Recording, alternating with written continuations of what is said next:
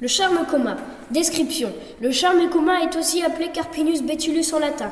Les écorces sont masses, lisses, grises, au reflet argenté.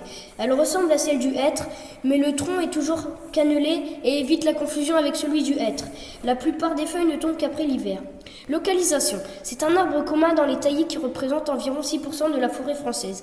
Il est courant dans le nord et l'est jusqu'à 1000 mètres d'altitude. On le trouve moins dans le centre de la France. Il est rare dans l'ouest et très rare dans le midi.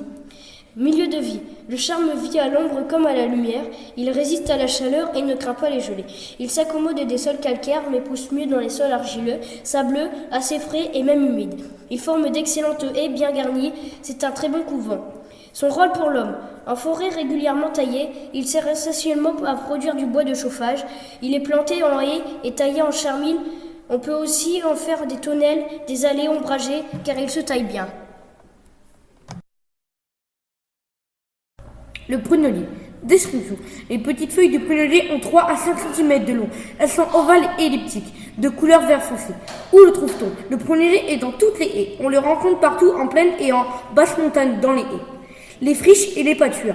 La vie dans l'arbre. Le prunellier est un excellent arbre pour la faune. C'est une plante mellifère. Il constitue également un bon refuge pour les oiseaux. Mais cet arbuste est dangereux pour le bétail, d'accord, à cause de ses épines, et d'autre part parce que ces feuilles peuvent intoxiquer quand elles sont consommées en grande quantité. Rôle pour l'homme. Ces fruits peuvent être consommés par l'homme, mais ils sont très âpres.